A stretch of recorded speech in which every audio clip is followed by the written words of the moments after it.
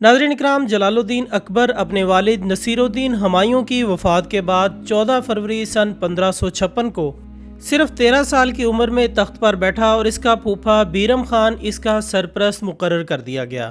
جلال الدین اکبر 15 اکتوبر سن 1542 کو حمیدہ بانو کے ہاں عمر کوٹ سندھ میں پیدا ہوا، اور کہا جاتا ہے کہ وہ بچپن سے ہی اپنے نقش و نگار میں کوئی ثانی نہیں رکھتا تھا، لیکن اکبر کا دھیان پڑھائی لکھائی پر بالکل نہیں تھا۔ وہ ان پڑھ رہا، حروف تہجی بھی نہ سیکھ سکا، مگر بادشاہ بننے کے بعد اس نے دوسروں سے بہت سی کتابیں پڑھوا کر سنی اور تاریخ، فلسفہ، سیاست اور مذہب کی بہت سی معلومات حاصل کر لیں۔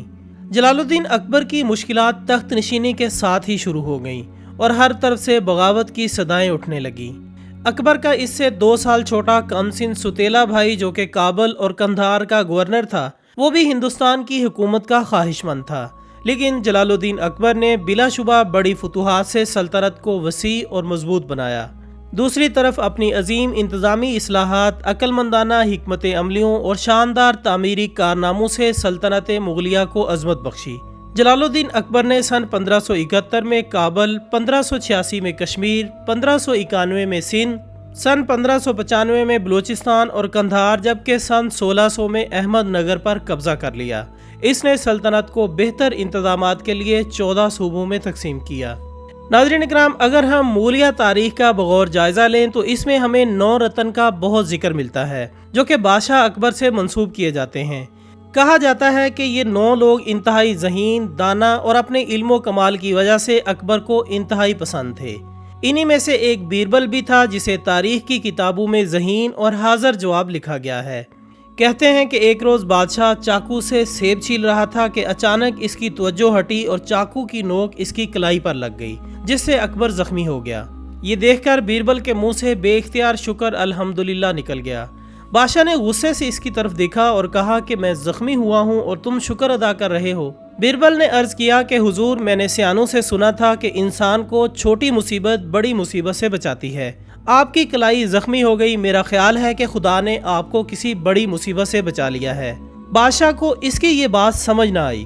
اس نے بیربل کو جیل میں ڈلوا دیا اور اگلے روز شکار پر چلا گیا۔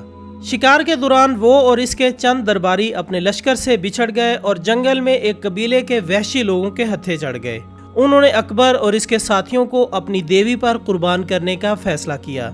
درباریوں کی گردن اتارنے کے بعد جب اکبر کی باری آئی تو اس کی کلائی پر اسی زخم کی وجہ سے پٹی بندھی تھی۔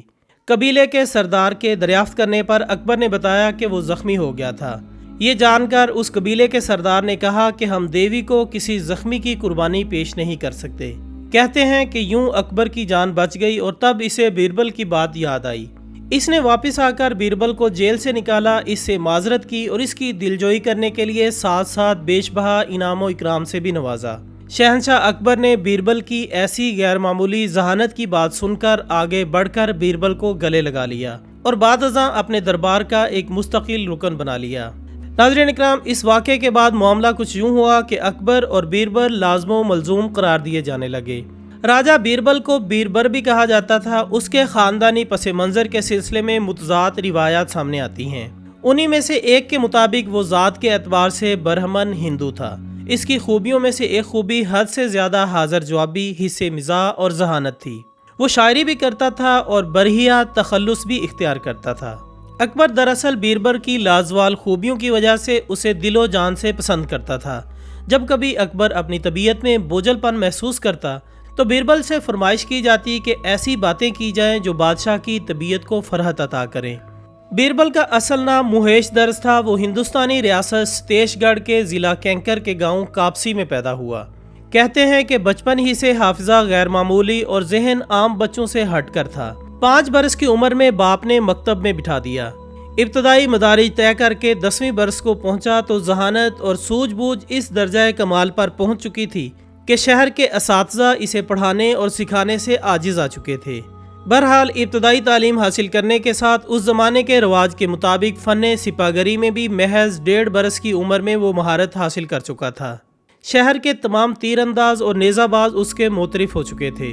تیر اندازی اور نیزہ بازی میں بھی مہارت کے سفر کو اسی طرح جاری رکھنے کے لیے فوج میں بھرتی ہونے کے لیے باپ سے اجازت طلب کی۔ तो बाप ने इनकार करते हुए कहा कि हर्ब व ज़रब के मुजाहरे तो राजपूतों के लिए हैं, ब्राह्मणों को तो पढ़ने और इल्म हासिल करने की लगन होती है, लिहाजा ये ख्याल दिल से निकाल दो। बीरबल ने बाप की ये बात सुनने के बाद जवाब दिया, तो फिर बाबा मैंने सुना है कि काशी में बड़े बड़े पंडित हैं, आप मुझे इजाज़त दें कि मैं उनके दरमियान बैठकर इल्म व फ़न हासिल कर सकूं। अब बाप के पास इनकार की गुंजाइश न थी, लिहाजा उसने इसे इजाज़त दे दी। यहाँ से नया सफ़र शुरू हुआ और बीरबल असातिज़ा की रहनुमाई में जल्द ही बहुत से उलूम में ताक होता चला गया। कहते हैं कि बीरबल ने पंडितों के साथ लगभग 5 बरस गुजारे और इन्हीं 5 बरसों में वो तमाम तर इल्म व फ़न सीख चुका था। बीरबल की इन्हीं लाजवाब खूबियों और ज़रूरत से ज़्यादा हाजिर दिमागी की वजह से बादशाह अकबर इस पर फिदा था। कहते हैं कि एक दिन अकबर अपने शाही बाग की सैर कर रहा था। सुबह का वक्त था, शहंशाह की तबीयत तरोताज़ा थी और मुसाहिबीन भी साथ थे। बाग में सैर करते करते अचानक शहंशाह अकबर को न जाने क्या ख्याल आया कि मुसाहिबीन से मुखातिब होकर बोला कि दीगर परिंदों की आवाज़ें तो अच्छी लग रही हैं, मगर कौवों की काएं काएं समात पर गिरा गुजर रही है। कोई है जो हमें बता सके कि इस वक्त पूरे आगरा में कितने कौवे हैं? मुसाहिबीन ने माजरत करते हुए कहा कि हुजूरे वाला ये सवाल इंसानी इस्तिताअत से बाहर है, क्योंकि कौवों को गिनना मुमकिन ही नहीं। ताहम बीरबल ने इससे इत्तफाक नहीं किया और आगे बढ़कर कहा कि ए बादशाह, मैं आपको बता सकता हूँ कि आगरे में इस वक्त कितने कौवे हैं। अकबर को अव्वल तो हैरानी हुई कि जिस सवाल के जवाब पर सब ने आजिज़ी का इजहार किया, बीरबल ने फौरी तौर पर उसका जवाब देने की बात की है। बादशाह ने बीरबल से कहा कि याद रखो, अगर तुम्हारी बताई हुई तादाद से कौवे कम पाए गए तो तुम्हें सजा भी मिल सकती है। हाजिर जवाब बीरबल ने कहा कि हुजूरे वाला, इस वक्त पूरे आगरे में 30,250 कौवे मौजूद हैं। बादशाह ने हैरान होकर कहा कि बीरबल, तुम इतने यकीन से कैसे कह सकते हो? अगर तुम्हारी बताई हुई तादाद से तादाद कम निकली तो सजा के लिए तैयार रहना।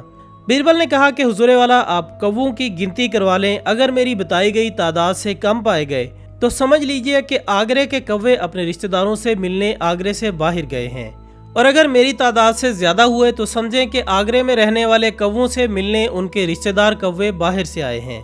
शहंशाह अकबर और इसके साथी बीरबल की इस हाजिर जवाबी पर बहुत लुत्फ अंदोज हुए। कहते हैं कि अफगानों से लड़ाई के दौरान अकबर ने अपने बहुत कामयाब सिपा सालार ज़ैन खान को रवाना किया। उसने एक हद तक तो मुकाबला किया, मगर शहंशाह अकबर को मुरासला भेजा कि मुझे मजीद कमान की ज़रूरत है। अपनी खिदमत पेश करने वालों में बीरबल भी था। बादशाह इसे खुद से जुदा तो नहीं करना चाहता था, ताहम किसी ज्योतिषी या नजूमी ने यह कह दिया कि ये मुहिम बीरबल के बगैर सर न हो पाएगी। अब तो नाजरीन बीरबल का जाना तय हो चुका था।